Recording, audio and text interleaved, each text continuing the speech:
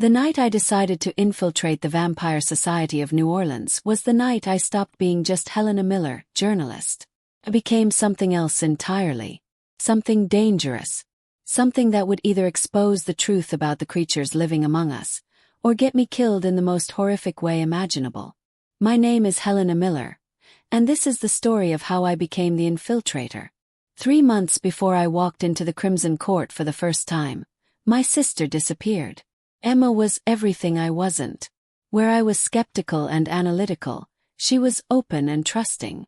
Where I saw patterns and conspiracies, she saw beauty and possibility. She worked as a bartender in the French Quarter, one of those atmospheric places where tourists came to feel the dark magic of New Orleans seep into their bones. She called me on a Tuesday night in September. I was in my apartment in Brooklyn, working on a piece about municipal corruption that my editor would probably kill anyway. The phone rang at 11:15, and I almost didn't answer. "Helena," her voice crackled through the connection. "I need to tell you something. Something incredible." I could hear music in the background, that particular blend of jazz and mystery that only New Orleans could produce. "Emma, it's late. Can this wait?" "No," she said, and there was something in her voice that made me sit up straighter. Not fear exactly, but intensity. "I've met someone. Someone unlike anyone I've ever known. They've invited me to something tomorrow night. A private gathering." "A guy?" I asked, already feeling the familiar weight of concern settling in my chest. "Not exactly a guy," she laughed, and it sounded almost musical. "Helena, what if I told you that everything we thought we knew about the world was wrong? What if there were things living alongside us that we've only ever read about in stories?" The hairs on the back of my neck stood up. "Emma, what are you talking about? I can't explain over the phone. But I'm going to this gathering tomorrow night, and afterward I'll call you. I'll tell you everything. You're not going to believe it, Helena. It's going to change everything we understand about reality itself." That was the last time I heard her voice. When she didn't call the next day, I told myself she'd gotten caught up in whatever new romantic obsession had captured her attention. Emma had always been prone to dramatic pronouncements. When she didn't answer her phone for 3 days, I started to worry. When a week passed with no word, I booked a flight to New Orleans. The police were sympathetic but ultimately useless. Detective Marcus Rousseau, a tired-looking man with kind eyes, took my statement with the weary patience of someone who had seen too many missing persons cases in the French Quarter. "Your sister worked at the Vesper Club," he said, checking his notes. "According to her employer, she was a good employee. Showed up on time, never caused problems. Then she simply stopped coming to work. No call, no explanation. And you're not concerned about that?" I demanded, my journalist instincts kicking in. "Someone doesn't just vanish without a reason." "Ms. Miller," Detective Rousseau said gently, "people disappear in New Orleans all the time. Usually they turn up after a few days. Sometimes they don't. The French Quarter attracts a certain type of person, someone looking to reinvent themselves or escape their old life. Sometimes they succeed." "Emma wasn't trying to escape anything," I insisted. "Maybe not consciously," he replied. "But New Orleans has a way of getting into people's blood. The city makes promises it can't keep and offers transformations that come with a price." His words sent a chill through me, but I couldn't articulate why. "What about her apartment?" "We checked it. Nothing seemed disturbed. Her belongings were there, though some clothes appeared to be missing. It looked like she might have packed a bag for a trip. She didn't tell me about any trip. She called me the night before she disappeared. She mentioned a gathering, said she'd met someone." Detective Rousseau's expression shifted slightly, a flicker of something I couldn't quite read. "Did she say where this gathering was? Or who invited her?" I shook my head, frustrated with myself for not asking more questions. She was being mysterious about it. Said she'd tell me everything afterward. The detective wrote something in his notebook, then looked up at me with an expression that seemed almost pitying. "Ms. Miller, I'm going to be honest with you. The French Quarter has certain social circles that are very private, very exclusive. Sometimes people get invited into these circles and they change. They cut ties with their old lives. It's not always sinister, though it can feel that way to the people left behind. You think Emma joined some kind of cult? I think your sister was young, impressionable, and living in a city that thrives on mystery and transformation. I think she may have found something or someone that seemed more exciting than her old life. He closed his notebook. I'll keep the case open. If anything comes up, I'll contact you. But honestly, Ms. Miller, the best thing you can do is go home and wait. Most missing persons in the quarter turn up eventually. But I wasn't most people, and I wasn't going home without answers. I spent the next 2 weeks in New Orleans, retracing Emma's steps. I talked to her co-workers at the Vesper Club, visited the places she'd frequented, showed her picture to dozens of people who looked at it with sympathetic eyes and shook their heads. It was Emma's roommate, a nervous art student named Claire, who finally gave me something useful. She did mention someone, Claire said when I pressed her for the 3rd time. A woman named Vivian. Emma said she was sophisticated, elegant, unlike anyone she'd ever met. She said Vivian could see through people, understood them in a way that was almost supernatural. Did you ever meet this Vivian? Claire shook her head. Emma kept that part of her life separate. But I know she went to a place called the Crimson Court.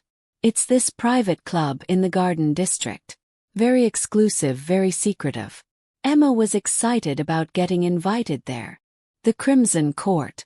I wrote the name down, feeling the first real lead I'd had since arriving in New Orleans. Finding information about the Crimson Court proved nearly impossible. It wasn't listed in any directory, didn't have a website, and wasn't mentioned in any of the city guides. It was as if the place existed only in whispers and shadows. But I was a journalist, and journalists know how to find things that don't want to be found. Through a combination of bribery, persistence, and sheer stubbornness, I tracked down a former member of the court's staff. His name was Antoine, and he agreed to meet me in a coffee shop in the Marigny neighborhood on a rainy afternoon. Antoine was in his 60s, with gray hair and sharp eyes that seemed to assess me constantly. He ordered a black coffee and didn't touch it. The Crimson Court, he said quietly, is not a place for people like you, Ms. Miller. People like me. People who ask questions. People who look for logical explanations. The court operates on different rules, follows different laws. I need to know what happened to my sister. Antoine studied me for a long moment. What do you know about vampires? The question caught me off guard. Vampires. They're myths. Stories. Are they? He leaned forward slightly. What if I told you that there are creatures in this city who have lived for centuries? Creatures who feed on human blood and operate in societies hidden from ordinary view. What if I told you that your sister discovered this truth and was invited to join them? I should have laughed. I should have walked away. But something in Antoine's eyes, something in the way he spoke with absolute conviction, made me hesitate. You're saying vampires are real and they took my sister? I'm saying your sister may have been offered a choice. To remain human and ignorant or to become something else. Something immortal. He pushed a piece of paper across the table. This is the address of the Crimson Court. If you're determined to find your sister, that's where you need to go. But understand this, Ms. Miller. If you walk through those doors, you cannot walk back through them unchanged. The vampires of New Orleans do not tolerate exposure. They do not forgive curiosity. And they most certainly do not allow infiltrators. How would I even get inside? Antoine smiled grimly. You'll need to convince them you're one of them. You'll need to become a vampire, at least in their eyes. That's impossible. Is it? Vampires can recognize each other through certain signs, certain behaviors. But they can also be fooled, at least temporarily, by someone clever enough and desperate enough to try. He stood up, leaving his untouched coffee on the table. Be careful, Ms. Miller. The Crimson Court has existed for over 200 years. They have survived by being ruthless, secretive, and utterly without mercy when it comes to protecting their existence. If they discover what you are, If they realize you're human pretending to be one of them, they will kill you. And no one will ever find your body." He walked away, leaving me with the address and more questions than answers. I spent the next 3 weeks preparing for the impossible. If I was going to infiltrate a vampire society, I needed to understand what I was dealing with. I devoured every piece of vampire lore I could find. Not the romanticized versions from movies and novels, but the old folklore, the original legends from Europe and beyond. I read academic papers on vampire mythology, studied the historical accounts of vampire panics, and pored over obscure texts that claimed to describe actual encounters with the undead. Patterns emerged. Vampires, according to the legends, had certain characteristics. They were pale, with an otherworldly beauty that attracted and repelled in equal measure. They moved with inhuman grace. Their eyes were often described as hypnotic, capable of compelling obedience.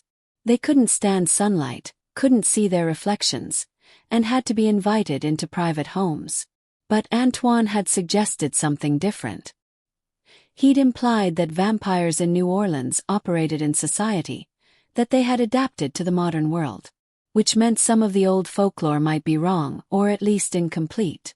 I needed more information, and I needed it from someone who actually knew about the Crimson Court. Through a series of connections and careful inquiries, I found someone willing to talk. Her name was Isabel, and she claimed to have been a vampire's companion for 5 years before escaping the relationship. We met in her apartment in Mid-City.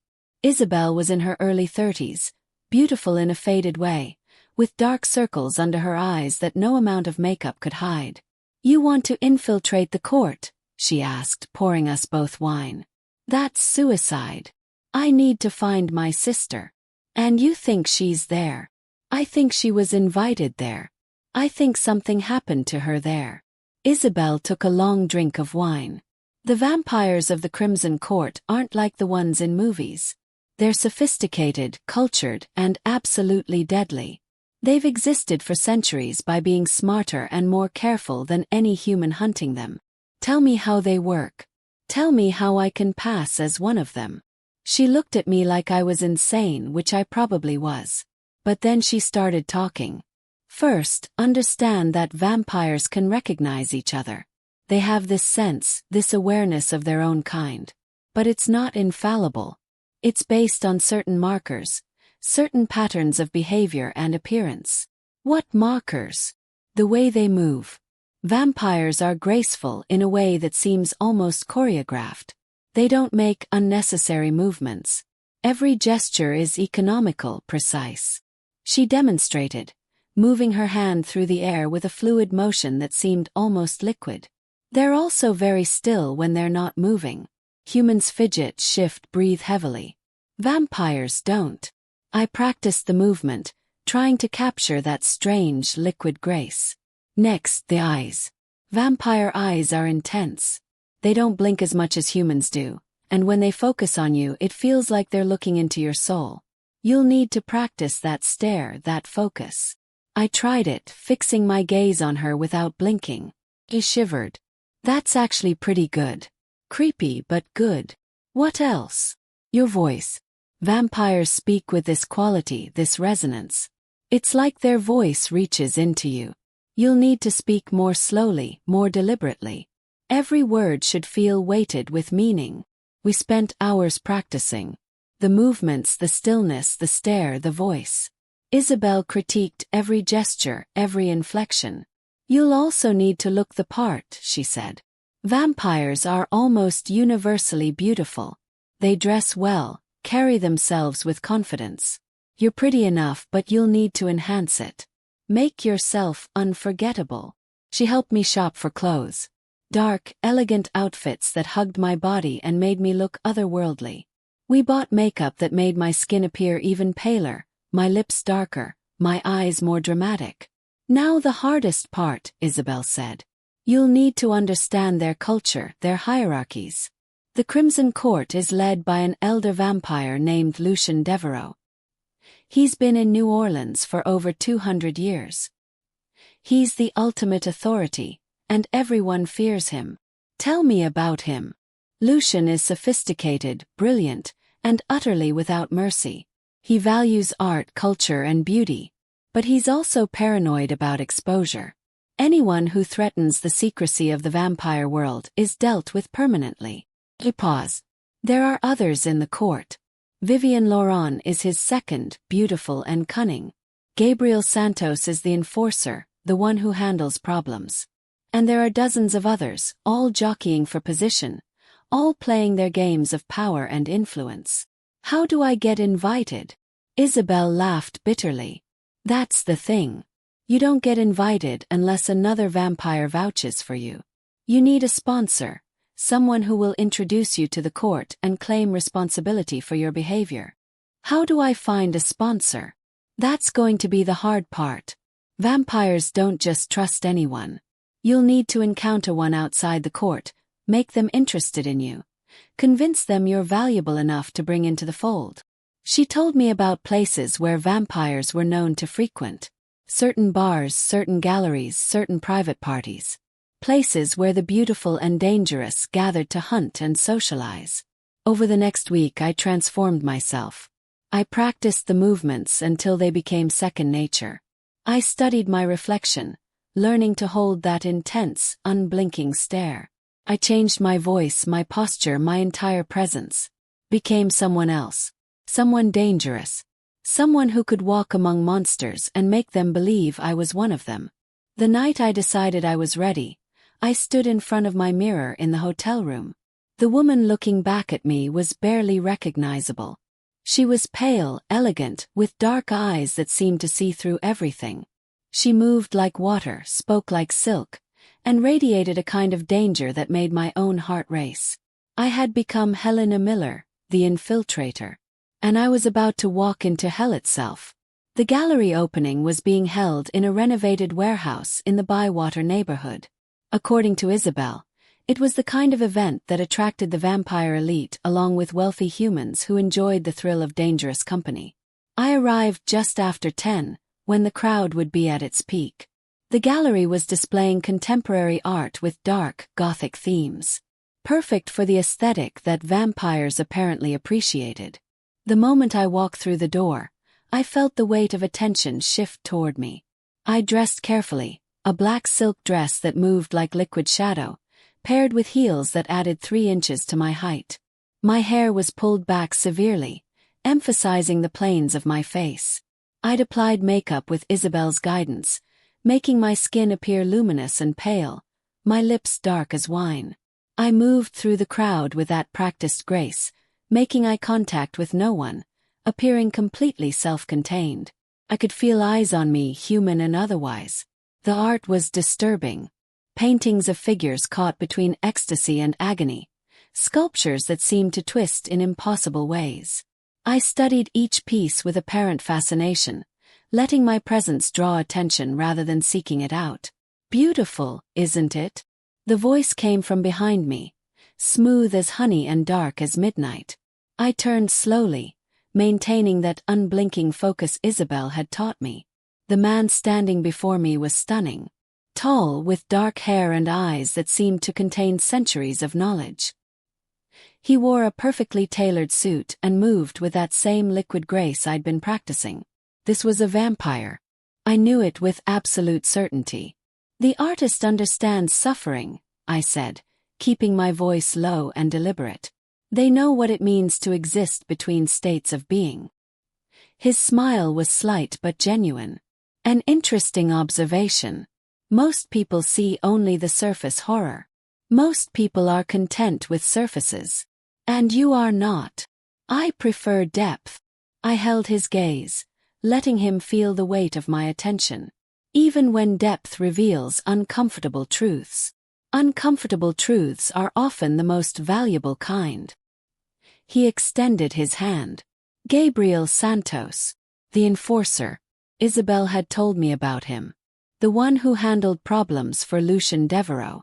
I took his hand, noting the coolness of his skin. Helena Miller.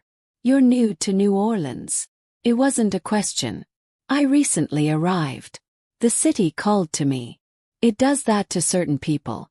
Those who have darkness in them recognize the darkness here. He gestured to the artwork. What brings you to this particular gathering? I was told that interesting people frequent these events. People who understand that the world contains more than what ordinary eyes can see. Gabriel studied me with an intensity that would have made me uncomfortable if I hadn't been prepared for it. And what do your eyes see, Helena? Possibilities. Transformation. The chance to become something more than what I was born to be. His expression shifted slightly, a flicker of interest. You speak like someone seeking something specific. Perhaps I am. We talked for the next hour, a careful dance of words and implications. Gabriel was testing me, probing for inconsistencies in my story or behavior. I maintained my character perfectly, speaking slowly and deliberately, moving with that practiced grace, never breaking eye contact unless strategically necessary. Other vampires drifted past us, and I felt their attention like weight. Some were obvious in their otherworldly beauty and presence. Others were more subtle, blending into the crowd until you looked closely enough to see the predator beneath the surface. You move interestingly, Gabriel finally said. Not like most young vampires. My heart stopped for a moment, but I kept my expression neutral. I was taught by someone who valued precision over theatrics. Your maker. This was dangerous territory. If I claimed a maker, Gabriel might know them or be able to verify the story. I prefer not to speak of that relationship. It ended poorly. Many do. He accepted this without pressing, which I took as a good sign. Are you alone in the city? For now. I'm seeking connection, community. I was told there are those in New Orleans who value sophistication and discretion. There are. Gabriel watched me for another long moment. The Crimson Court is such a community. A society of individuals who have transcended ordinary existence and now seek to fill eternity with meaning and beauty. I've heard whispers of the court. It's said to be nearly impossible to gain entry. It is selective, yes, but not impossible for the right individual. He paused. I believe you might be such an individual, Helena. You have a quality about you, a sense of purpose and intelligence that is rare even among our kind. You flatter me. I speak truth. Flattery is for those who require deception. He reached into his jacket and produced a card. The Crimson Court is holding a gathering in 3 nights. If you're interested in attending, come to this address at midnight. I'll sponsor your introduction. I took the card, keeping my hand steady despite the surge of triumph and terror coursing through me. You would do this without knowing me better. I've known you long enough to recognize potential. And if I'm wrong, well, errors can be corrected. The threat in his words was subtle but unmistakable. I won't disappoint you. I certainly hope not. Gabriel smiled, showing teeth that seemed just slightly too white, too sharp. Until then, Helena Miller.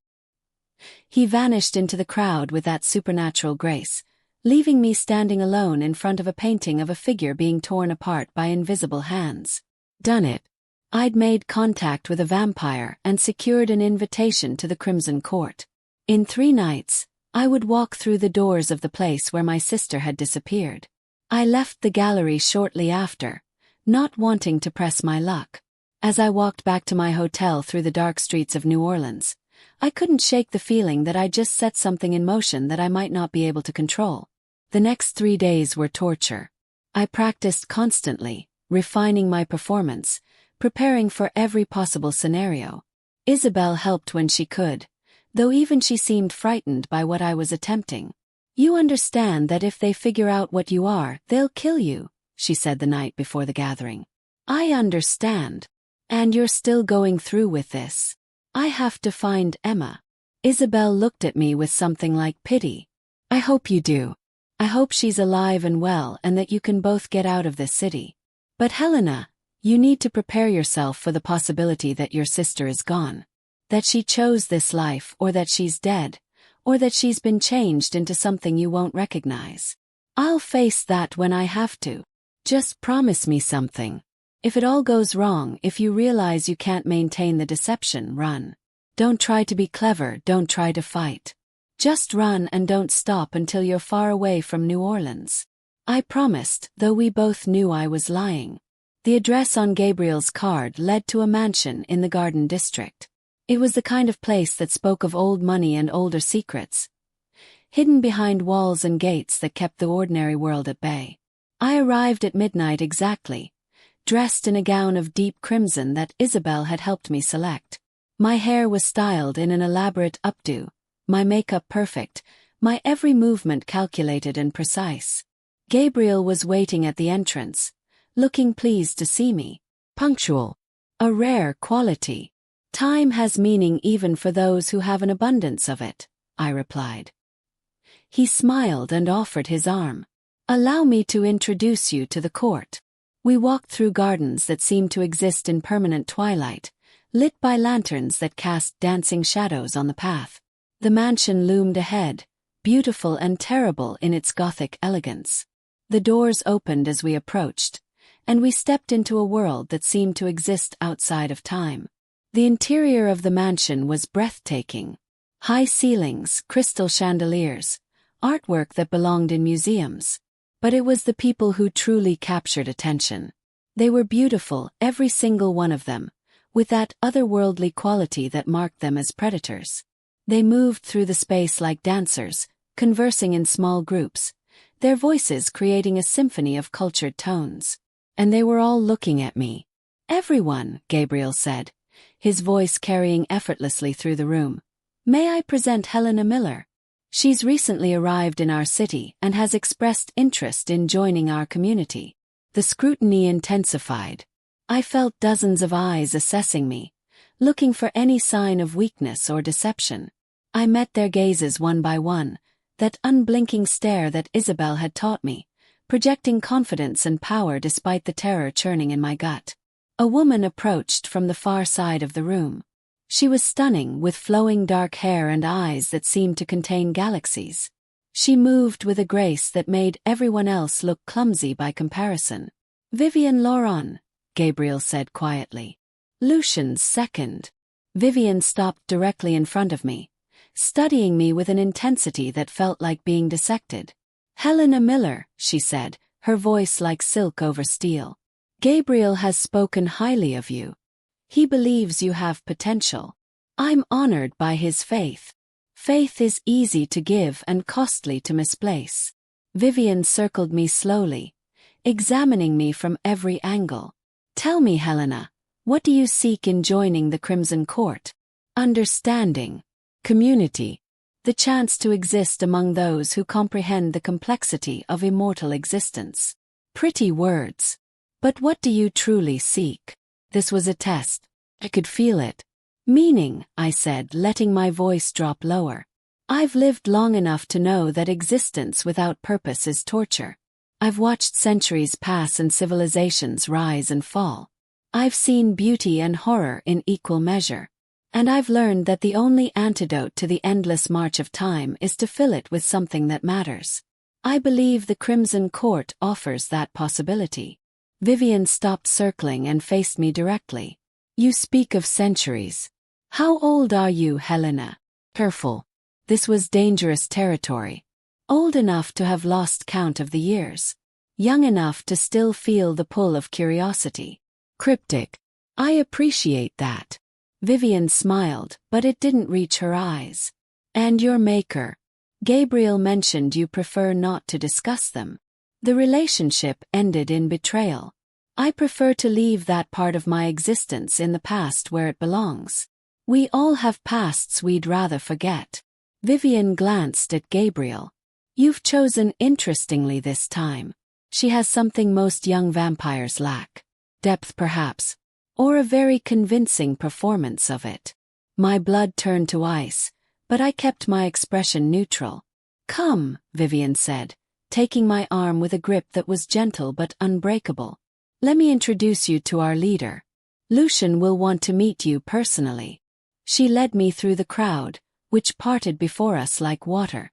We climbed a grand staircase to the second floor, where the decor became even more opulent and the atmosphere even more charged with power. At the end of a long hallway, Double doors opened into a study that could have belonged to a 19th-century aristocrat. Books lined the walls, a fire crackled in an enormous fireplace, and sitting behind a mahogany desk was the most compelling person I'd ever seen. Lucian Devereaux was ageless in the way that transcendent art is ageless. He could have been 30 or 3,000, with features that were both beautiful and terrifying. His eyes were the color of ancient amber, and when they focused on me, I felt the weight of centuries pressing down. "Helena Miller," he said, his voice resonating in a way that made my bones vibrate. "Welcome to the Crimson Court." I executed a slight bow, knowing instinctively that this man expected deference. "Thank you for receiving me, Monsieur Devereaux. I'm honored to stand in your presence. Gabriel believes you would be an asset to our community. Vivian has her doubts. I'm curious to form my own opinion." He gestured to a chair across from his desk. "Sit. Tell me about yourself." I sat, maintaining perfect posture, and began to spin the story Isabel and I had crafted. I spoke of being turned in Europe decades ago, of traveling through various cities, of seeking a place where I could belong. I kept the details vague enough to avoid easy verification but specific enough to seem authentic.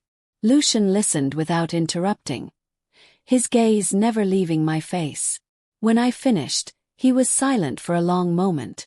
"You're lying," he finally said. My heart stopped. Every instinct screamed at me to run, but I forced myself to remain still, to maintain my composure. "I beg your pardon. Not about everything, but about key details. Your story has the shape of truth but the substance of fiction." He leaned forward slightly. "The question is why you would come here to the Crimson Court and present yourself as something you're not." I calculated my options in a fraction of a second. Denial would be futile. He'd already seen through me. My only chance was a different kind of truth. "You're right," I said quietly. "I have been less than entirely forthcoming." Vivian's hand moved to her hip, where I could now see she carried a blade. Gabriel, who had followed us into the room, shifted his position to block the door. "I came to New Orleans looking for someone," I continued, keeping my voice steady. "My sister. She disappeared 3 months ago after mentioning a private gathering. I believe she came here to the Crimson Court. I needed to find out what happened to her." "And you thought the best approach was deception?" Lucian's voice was dangerously soft. "I thought it was the only approach that had any chance of success. I was told that the court doesn't welcome outsiders, that asking questions would be met with silence at best and violence at worst." "You were told correctly." Lucian stood, moving around the desk with that liquid grace that all vampires possessed. "So you created this elaborate fiction, this performance, hoping to infiltrate our society and find answers." "Yes. Boldly stupid or stupidly bold. I haven't decided which." He stopped directly in front of me, looking down with those ancient eyes. "What is your sister's name?" "Emma Miller." Recognition flickered across his face. "Ah, yes, I remember Emma. A lovely young woman, full of curiosity and life." "Where is she?" I demanded, my composure finally cracking. "What did you do to her?" "What did we do?" Lucian's laugh was cold. "My dear, we did nothing to her. We offered her a choice, and she made it." "What choice?" "The choice all humans must make when they discover our existence.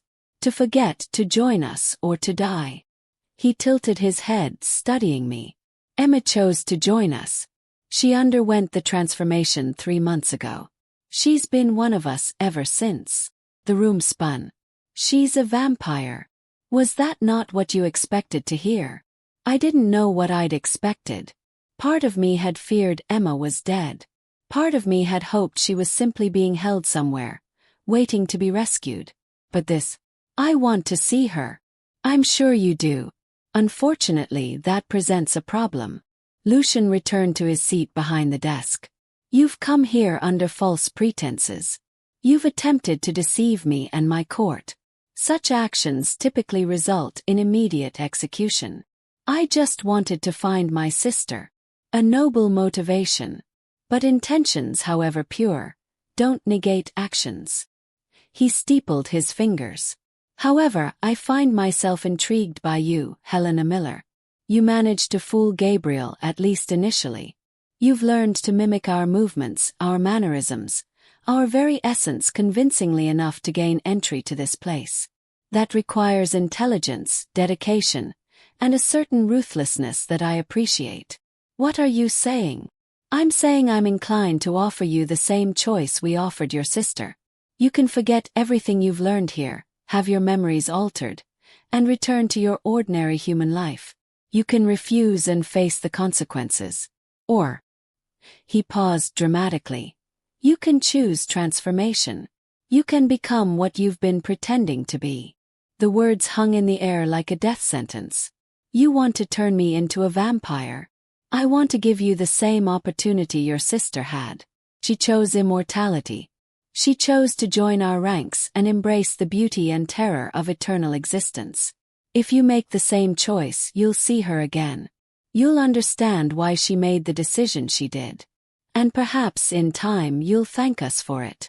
And if I refuse? Lucian's smile was cold. Then you'll die tonight, and your sister will mourn you for a century or two before moving on. We can't allow humans who know about our existence to live. It's a matter of survival. I looked at Gabriel, at Vivian, at the impossible choice being laid before me. Give up my humanity, my identity, everything that made me who I was, or die here in this mansion where no one would ever find my body. Can I see Emma first? Yes. Before I decide. Lucian considered this. An unusual request. But given the circumstances, I'll allow it. Vivian, bring Emma to us. Vivian left the room, her footsteps silent on the hardwood floor. The minutes that followed were among the longest of my life. Gabriel remained by the door, watching me with an expression I couldn't read. Lucian sat behind his desk, projecting an air of patient eternity. Then the door opened and my sister walked in. Emma looked exactly the same and completely different. She still had her warm brown hair, her familiar features, her bright eyes. But there was something fundamentally changed about her. She moved with that vampiric grace, her skin was luminous and pale, and her eyes held depths that hadn't been there before. "Helena," she said, and her voice carried that same resonant quality I'd learned to imitate. "What are you doing here?" I stood, fighting the urge to run to her and embrace her. "Looking for you. You disappeared, Emma. You called me and then vanished. I thought something terrible had happened." "Something wonderful happened," she corrected, moving closer. "I found a new existence, a new family. I became more than I ever was as a human. They turned you into a vampire. They gave me a gift." Emma's smile was radiant. "Helena, I'm immortal now. I'll never grow old, never get sick, never die.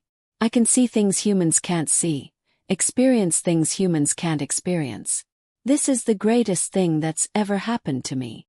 "You died, Emma. They killed you and turned you into a monster." Her expression hardened. "I'm not a monster. I'm evolved. I'm free from all the limitations that held me back as a human. You fed on people. You killed to survive." "We're careful," Emma said, her tone becoming defensive. "We don't kill unless necessary. Most of our donors survive and have their memories altered. It's a sustainable system that's worked for centuries." I stared at my sister, trying to find some trace of the person I'd known. "Is this really what you want? Or did they manipulate you into thinking it's what you want?" Emma's eyes flashed with anger. "No one manipulated me. Chose this freely." Lucian explained everything, showed me exactly what transformation would mean, and gave me time to decide. I said yes because I wanted it, Helena. Not because anyone forced me. "You didn't even tell me. You didn't say goodbye." For the first time, Emma's confidence wavered. "I couldn't. The transformation requires a complete break from your human life. It's part of the process. I thought about calling you, but I knew you'd try to stop me." "Of course I would have tried to stop you. You're my sister. And you would have been wrong to do so." Lucian's voice cut through our argument. Emma made her choice as a fully informed adult. She understood the consequences and embraced them. That choice should be respected. I turned to face him, fury burning through my fear. You prey on vulnerable people. You offer them immortality and power, but you don't tell them about the cost. The isolation, the endless hunger, the knowledge that everyone they love will age and die while they remain unchanged. We tell them everything, Lucian said calmly. Emma knew all of this. She chose it anyway. As thousands have chosen before her, and thousands will choose after. And the ones who say no, what happens to them? They forget. We have methods of altering memories, removing all knowledge of our existence. They return to their lives with nothing more than a vague sense of missing time. He paused. Of course, some choose death instead. We grant that wish as well. The casual way he spoke about murder made my skin crawl. You're monsters. We're survivors, Lucian corrected. We exist in the shadows of human civilization, feeding on you without you even knowing we're there. We've perfected the art of hidden existence over millennia.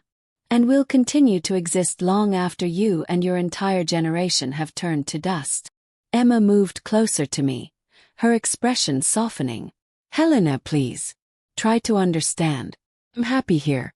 I have a family, a purpose, a future that stretches into infinity. This is what I wanted. This is what I chose. Even if it means never seeing me again. It doesn't have to mean that. Emma glanced at Lucian, then back to me. You have the same choice I did. You could join us. We could be together, sisters for eternity. Isn't that worth considering? The weight of the decision pressed down on me like a physical force. Everything I'd worked for, everything I'd believed about myself, hung in the balance. Become a vampire and remain with Emma. Reject the offer and either die or have my memories erased, losing not just my sister but all knowledge of what had happened to her. I need time, I said. This isn't a decision I can make in a moment. Time is something we have in abundance, Lucian said. But human time is more limited. I'll give you until dawn. That's approximately 6 hours. You'll remain here as our guest, and when the sun rises, you'll give me your answer. And if I try to leave before then, you won't make it past the gates. His tone was matter-of-fact, not threatening. Simply stating reality. Vivian stepped forward. I'll show you to a room where you can think. Emma, perhaps you'd like to spend some time with your sister? Help her understand what she'd be choosing. Emma nodded eagerly. Yes, Helena, please. Let me explain everything properly. We were led to a sitting room on the 3rd floor, elegantly furnished with antiques and lit by soft lamplight. Vivian closed the door behind us, leaving Emma and me alone for the first time since her transformation. For a long moment, neither of us spoke. I studied my sister, looking for changes beyond the obvious physical ones. Her mannerisms were different, more controlled and precise. Her expressions seemed carefully calibrated rather than spontaneous. Even the way she breathed seemed deliberate rather than automatic. You really think this is better? Finally asked. Emma sat gracefully in one of the chairs, gesturing for me to do the same. I know it is. Helena, when I was human I felt like I was sleepwalking through life. Going through the motions, never really experiencing anything fully. But now everything is heightened, intensified. Colors are brighter, sounds are richer, sensations are overwhelming in the best possible way. And the hunger, the need to feed on people. It's intense, she admitted. Especially at first. But you learn to control it, to channel it. And honestly, the act of feeding is incredible. It's intimate and powerful and beautiful in a way I can't fully explain. You're describing predation, Emma. You're talking about hurting people. We don't hurt them. Not really. A moment of fear, a brief sensation of weakness, and then they forget. They go on with their lives completely unaware that they helped sustain something greater than themselves. I shook my head. Listen to yourself. You sound like you've been brainwashed. I sound like someone who's found her place in the world. Emma leaned forward, her eyes intense. You've always been the practical one, the rational one. But you're also the one who's never been satisfied with simple explanations. You've always wanted to dig deeper, to find the truth beneath the surface. Well, this is that truth, Helena. Vampires exist. We've existed for thousands of years. And we offer something that humans spend their entire lives seeking: transcendence. At the cost of your humanity. What is humanity, really? The ability to grow old and weak. To get sick and die. To be limited by the constraints of a mortal body and a mortal lifespan. Emma stood and moved to the window, looking out at the dark gardens. I don't miss my humanity, Helena. I don't miss the fear of death, the constant awareness of time slipping away. Free now. Truly free. You're rationalizing. You're making excuses for what they've done to you. She turned to face me, and for a moment I saw a flash of the old Emma, the sister I'd known. Maybe I am. Or maybe you're so committed to your idea of what's right that you can't see the possibility that I might have made a good choice for myself. We argued for hours, going in circles. Emma described the benefits of vampire existence. The strength, the speed, the heightened senses, the centuries of time to learn and experience everything. I countered with the costs. The isolation, the necessity of hiding, the loss of connection to the human world, the moral weight of feeding on sentient beings. Neither of us convinced the other. As the night wore on, Emma told me more about the Crimson Court. About the social hierarchies, the politics, the alliances and betrayals that played out over decades. About the art they created, the knowledge they accumulated, the ways they found meaning in immortal existence. Lucian is over 300 years old, she said. He's seen empires rise and fall. He knew Napoleon, met Lord Byron, witnessed the birth of jazz right here in New Orleans. The stories he tells, Helena, the perspective he offers. It's incredible. He's also a killer who threatens anyone who discovers his existence. He's a survivor who's learned that secrecy is the only way to coexist with humanity. You think humans would accept us if they knew we existed? They'd hunt us down, try to exterminate us. Lucian is protecting not just himself but every vampire who depends on the court's discretion. So it's all justified. The manipulation, the memory alteration, the murders. Emma's expression hardened. You're so quick to judge from your moral high ground. But you've never had to make the choices we make. You've never had to balance survival against ethics when the two are in direct opposition. That's because I'm human. That's the point, Emma. Being human means struggling with those moral questions, making mistakes, trying to do better. If you lose that struggle, if you just decide that power justifies everything, then what's the point of existence at all? The point is to exist, to experience, to grow and change over centuries instead of decades. She paused, her voice softening. Helena, I know this is hard for you. I know you came here to save me. But I don't need saving. I need you to understand that this is my choice, my life, and it's a good one. I looked at my sister, at this beautiful, confident, fundamentally changed person who wore Emma's face but seemed to contain someone else entirely. If I say no, if I choose to have my memories erased, will I ever see you again? No, she said quietly. The memory alteration is complete. You'll forget you ever came to New Orleans looking for me. You'll forget this conversation, the court, everything. Eventually, you'll convince yourself that I simply chose to cut ties, and you'll move on with your life. And if I choose death instead? Emma's composure cracked. Please don't. Helena, please. I can't lose you. Not when there's another option. The option of becoming what you are. Yes. She took my hands in hers, and I could feel the unnatural coolness of her skin. Join us. Become my sister not just in blood but in truth. We could have centuries together, Helena. We could see the future unfold, experience things that humans can only dream of. We could be together. As vampires. As something more than we ever were as humans. I pulled my hands away and moved to the window. Dawn was still hours away, but I could feel time pressing in on me. Outside, the gardens were perfectly still. not even a breeze disturbing the careful landscaping. "Tell me honestly," I said without turning around. "Are you happy?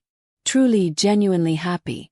Or are you just telling yourself you are because the alternative is too terrible to contemplate?" The silence stretched between us. Finally, Emma spoke, and her voice was smaller than before. "I don't know if happiness means the same thing to me now as it did when I was human. I feel things differently. More intensely in some ways, more distantly in others. But I don't regret my choice, if that's what you're asking. That's not the same as being happy. Maybe not. But it's honest." I turned to face her. "I need to think alone for a while. Can you give me that?" Emma nodded, looking suddenly tired despite her immortal vitality. "I'll be right outside if you need me. Dawn comes at 6:30. Lucian will expect your answer then." She left quietly, and I was alone with my thoughts and the impossible choice before me. The hours before dawn were the longest of my life. I paced the room, sat in the chair, stared out the window, and tried to find some clarity in the chaos of my thoughts. 3 options, 3 paths forward, 3 different versions of who I would become. If I chose transformation, I would be with Emma. I would have the immortality, power, and experiences she'd described. But I would also lose my humanity, become a predator, and spend eternity hiding in the shadows while feeding on the species I'd once belonged to.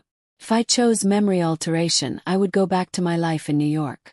I'd forget Emma's transformation, forget the Crimson Court, forget everything I'd learned about vampires. I'd convince myself that Emma had simply chosen to disappear, and eventually the pain would fade. I'd live out my natural human life, oblivious to the truth. If I chose death, at least it would be on my terms. At least I'd die knowing the truth, maintaining my principles to the end. But was dying for principles just another form of pride? Was refusing immortality really about ethics, or was it about being too afraid to change? I thought about everything Emma had said, about the heightened sensations, the centuries of possibility, the freedom from mortality's constraints. Part of me was tempted. Part of me wondered what it would be like to exist without the constant awareness of time running out. But I also thought about what I'd lose. The warmth of the sun on my skin. The ability to connect genuinely with other humans. The simple pleasure of eating food, of sleeping, of experiencing the world as the species I'd been born into. And the moral weight. Could I really justify feeding on humans? Could I convince myself that it was acceptable to prey on my own species for survival? Emma seemed to have made peace with it. But Emma had always been more adaptable than me, more willing to go with the flow and accept new realities. I was the one who questioned everything, who held on to principles even when they were inconvenient. Around 5 in the morning there was a soft knock on the door. I opened it to find Vivian standing in the hallway. "May I come in?" she asked. I stepped aside, and she entered with that liquid grace that all vampires possessed. She moved to the window and looked out at the pre-dawn darkness. "This is the hardest time," she said quietly. "The hours before dawn, when the night is ending and the day has not yet begun. We're creatures of transition, existing in the space between light and dark. It's fitting that you're making this choice now. Did Lucian send you to convince me?" "Lucian sent me to offer perspective. He knows that Emma's arguments might be too emotionally charged to be effective. Sometimes it's easier to hear truth from someone who doesn't have a personal stake in your decision. And you don't." Vivian smiled slightly. "I have a stake in the court's continued secrecy and security. But I don't particularly care whether you join us, forget us, or die. What matters is that you make an informed choice. Then inform me. Give me the perspective Emma couldn't." She turned to face me fully. I was turned 147 years ago. I was 23 years old, living in Paris, and dying of tuberculosis. A vampire named Marguerite found me in a charity hospital and offered me the same choice you're facing now. I said yes because I was terrified of death. For the first decade of my existence, I regretted that choice almost constantly. This wasn't what I'd expected to hear. "Why?" Because transformation doesn't erase your fundamental nature. I was weak and frightened as a human, and I remained weak and frightened as a vampire. The power, the immortality, the enhanced abilities. None of it made me braver or stronger where it counted. It just made me a coward with fangs. What changed? Time. Experience. I had to learn slowly, painfully, how to be strong. How to control the hunger instead of being controlled by it. How to find meaning in existence when existence stretched infinitely ahead. Took me 50 years to become comfortable with what I am. Another 50 to actually enjoy it. Vivian moved away from the window and sat in one of the chairs. My point is this. Transformation won't solve your problems or answer your questions. If you become a vampire because you think it will make you more confident, more capable, more certain of your place in the world, you'll be disappointed. You'll still be you, just with different limitations and different struggles. Then why choose it at all? Because despite the difficulties, despite the moral complications and the isolation and the constant hunger, I've experienced things in the last century that would have been impossible in a human lifetime. I've loved deeply, created art that will outlive civilizations, and accumulated knowledge that humans can barely imagine. I've suffered too, profoundly at times. But I've lived, truly lived, in ways that mortal existence doesn't allow. She stood, preparing to leave. You asked Emma if she was happy. That's the wrong question. Happiness is fleeting, ephemeral. It comes and goes regardless of whether you're human or vampire. The real question is, do you want to exist long enough to experience everything that existence can offer? The beauty and the horror, the joy and the suffering, the endless complexity of consciousness itself. If the answer is yes, then transformation might be right for you. If the answer is no, if you'd prefer a simpler, shorter, more comprehensible existence, then remain human. And the third option, death. Death is always available, Vivian said matter-of-factly. For humans and vampires alike. It's the one certainty in an uncertain universe. Choosing it now simply accelerates the inevitable. She left me alone again, her words echoing in my mind. The sky outside was beginning to lighten, shifting from black to deep blue. Dawn was approaching, and with it, the moment of decision. I thought about my life in New York. The apartment I could barely afford. The journalism career that was more frustration than fulfillment. The relationships that never quite worked out. What was I really giving up if I chose transformation? What was I preserving if I chose to remain human? And Emma, my sister who had always been my anchor, my connection to something beyond my own isolation.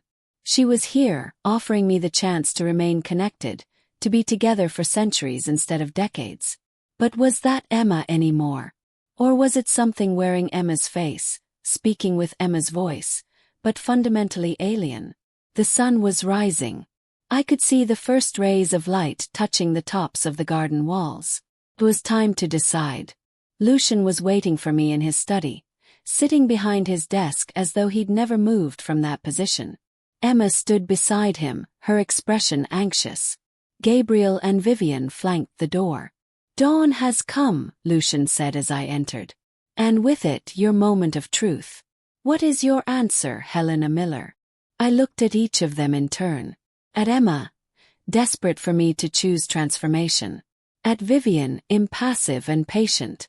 Gabriel, watchful and ready. At Lucian, ancient and powerful and utterly confident in his control of this situation. "I need to understand something first," I said. "Why do you really want me to join? What do I offer that you couldn't find in countless other humans?" Lucian's expression shifted to something like approval. "Still asking questions even now. That's precisely what you offer. Intelligence, curiosity, the ability to adapt and deceive. You infiltrated the Crimson Court, Helena. You studied us carefully enough to mimic our behaviors convincingly. Those are rare qualities. So you want to add me to your collection.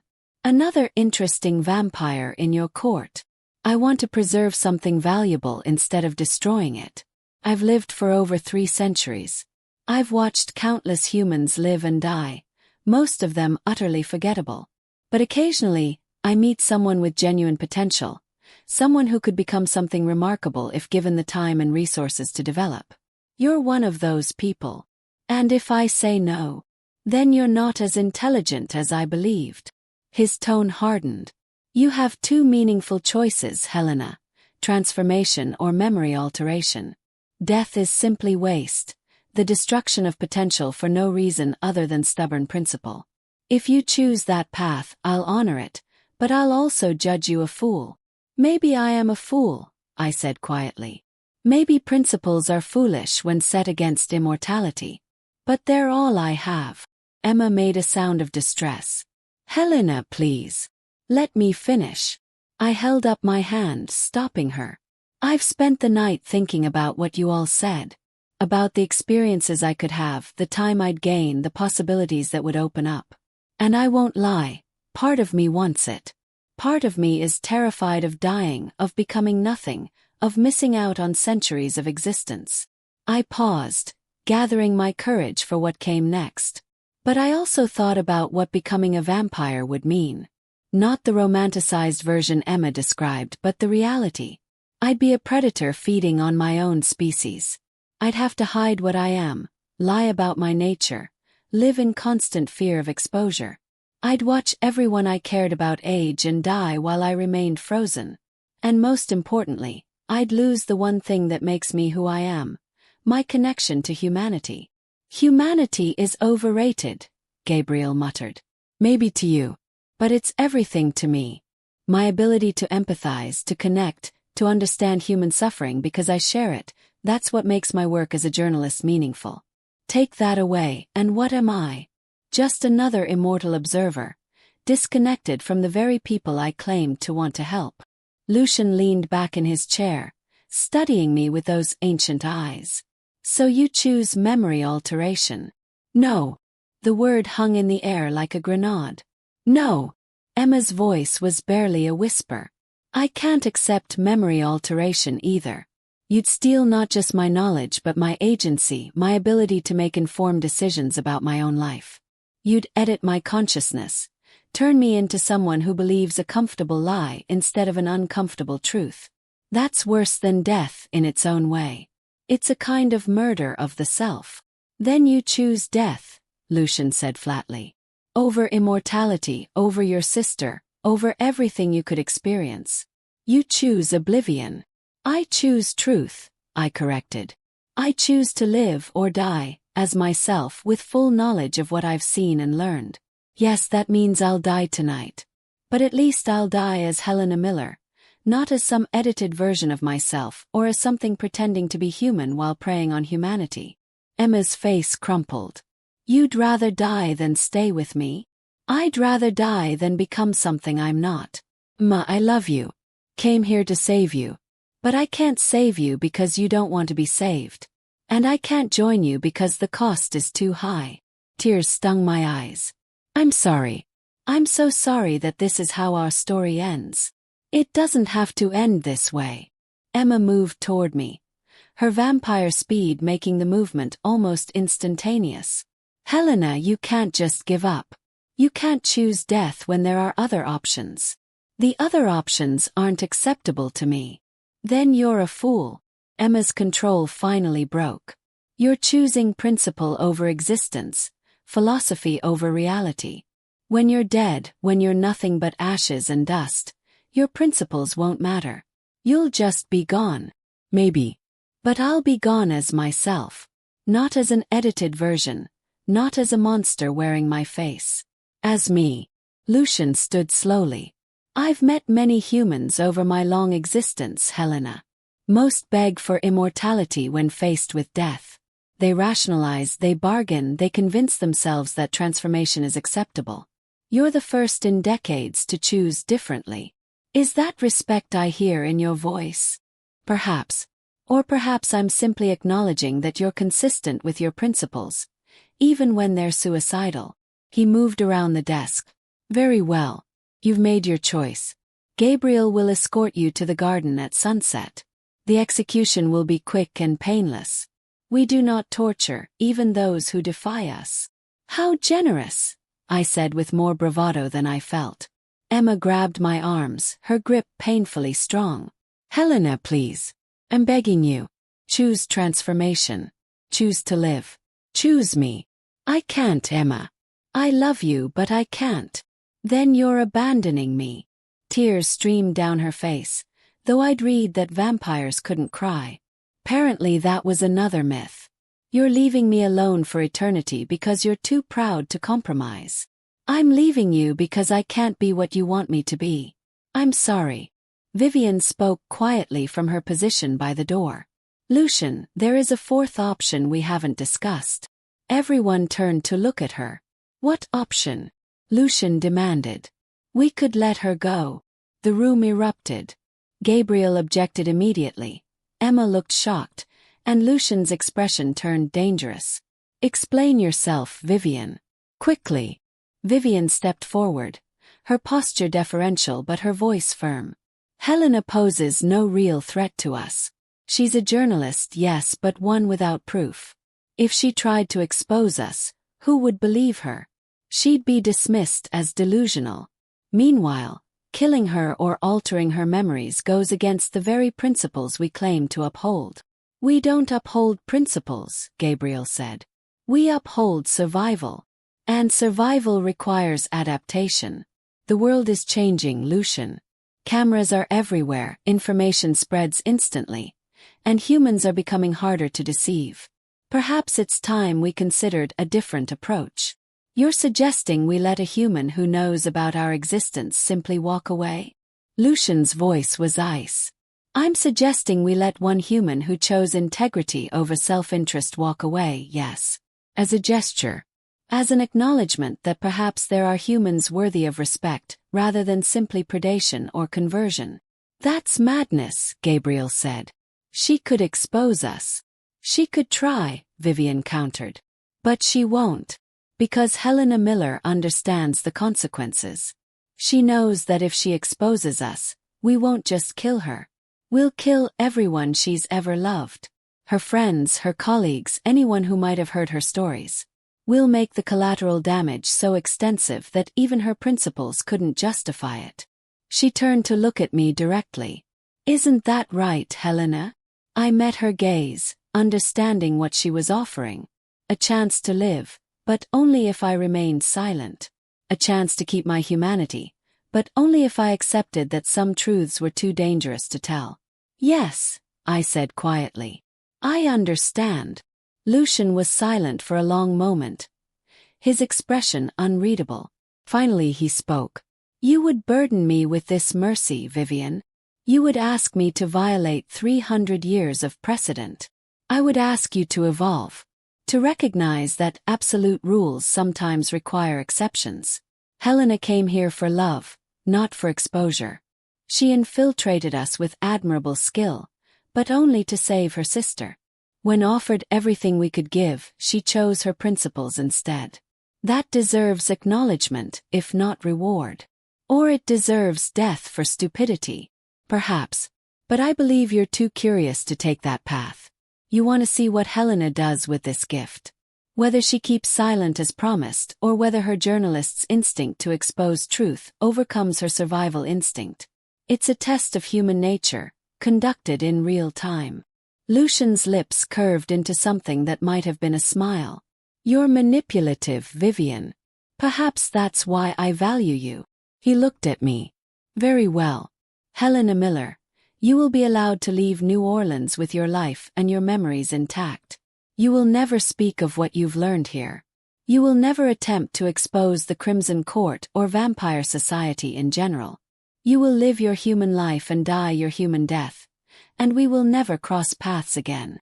And if I violate this agreement, then everyone you've ever cared about will die. Slowly, painfully. And you'll watch before we finally grant you the death you're so eager to embrace. His voice carried absolute certainty. Do we have an understanding? I nodded, not trusting my voice. Good. Emma, say your goodbyes. You have 5 minutes.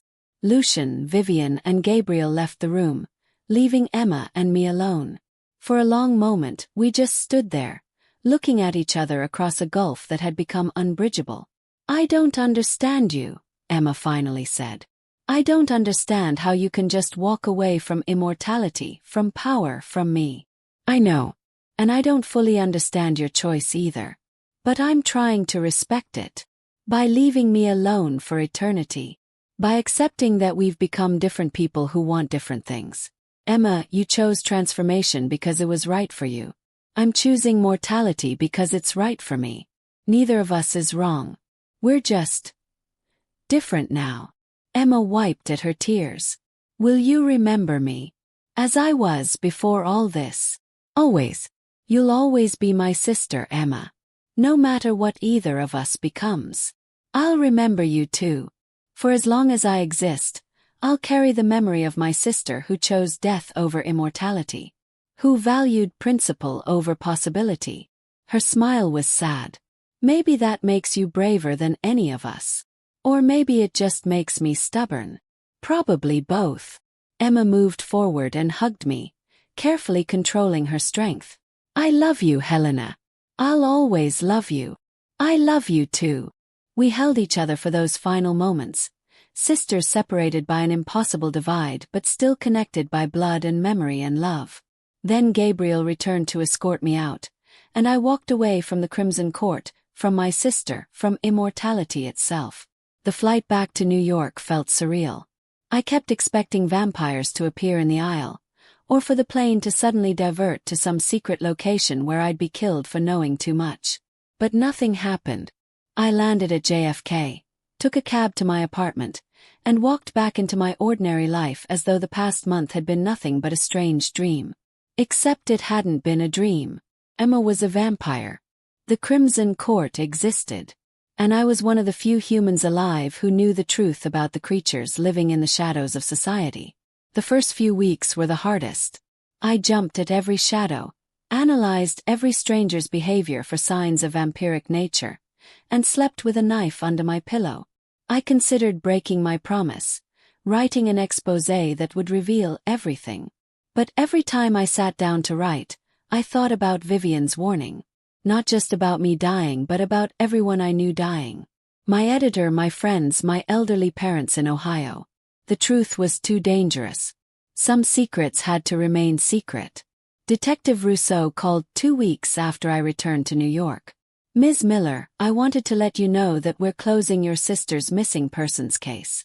We received word that she contacted our office to confirm she's safe, and has simply chosen to start a new life elsewhere.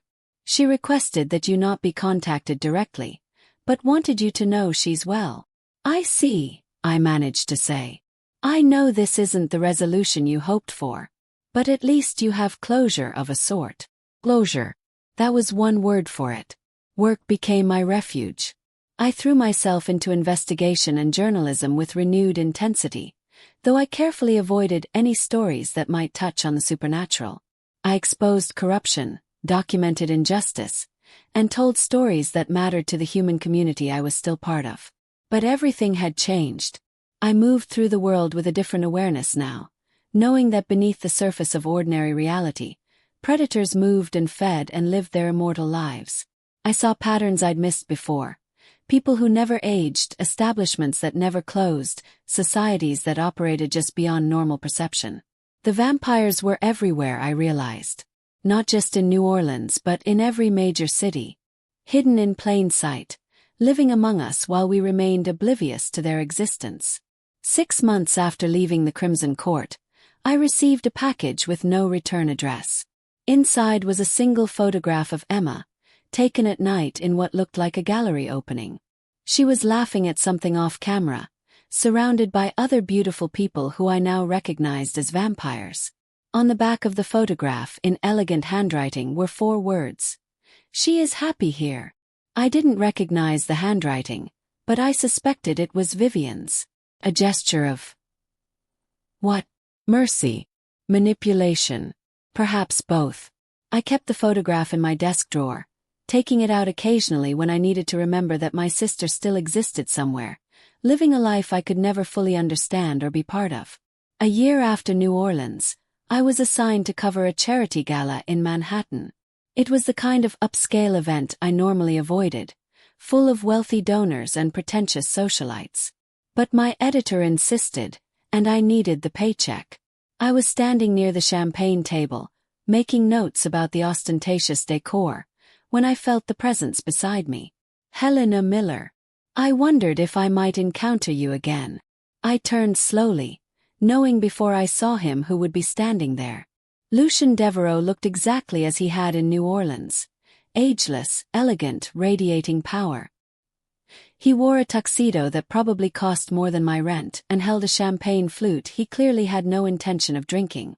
"Monsieur Devereaux," I said, keeping my voice steady despite my racing heart. "I wasn't aware you traveled to New York.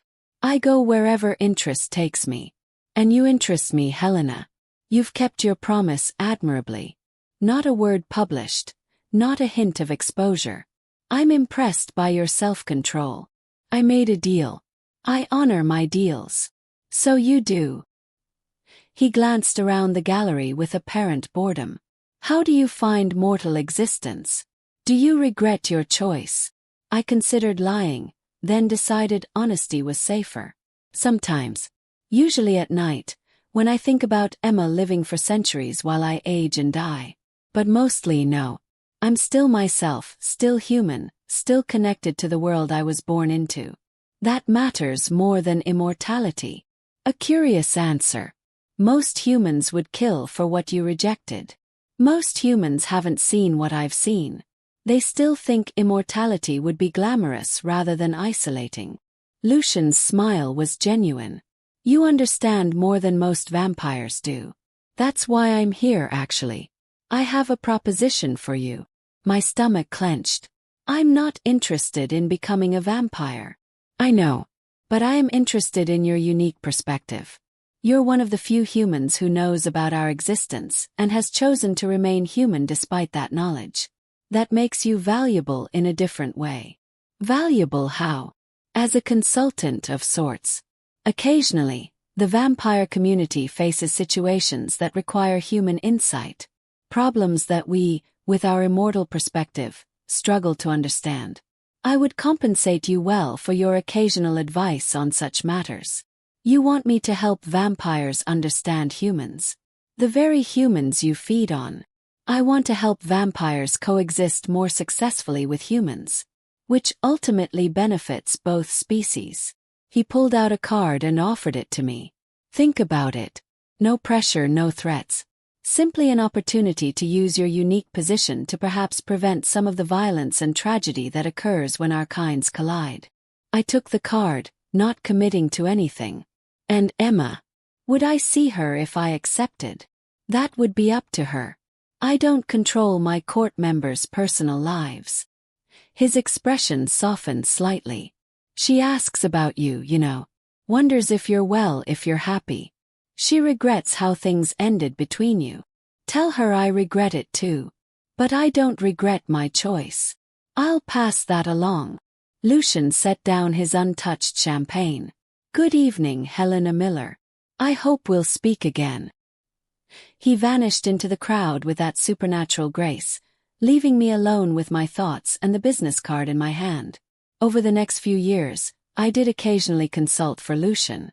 Nothing that compromised my ethics, but situations where my human perspective could help prevent conflicts between vampires and humans. I helped negotiate territory disputes, advised on modern technology that vampires struggled to adapt to, and occasionally provided insight into human behavior that the immortals found baffling. The work paid obscenely well, which allowed me to continue my journalism without worrying about money. And it gave me a strange kind of purpose. I was helping to protect humans from vampire predation while simultaneously helping vampires avoid exposure and destruction. It wasn't the life I'd imagined when I first traveled to New Orleans. But it was my life, shaped by choices I'd made and truths I'd learned. I saw Emma twice more over those years. Brief encounters at neutral locations, carefully arranged and monitored. She seemed genuinely happy, or as happy as an immortal predator could be. She'd found her place in vampire society, developed relationships, created art that was displayed in galleries under assumed names. We couldn't recapture what we'd had as human sisters. That relationship was gone, replaced by something more complex and distant. But we maintained connection, and that was enough.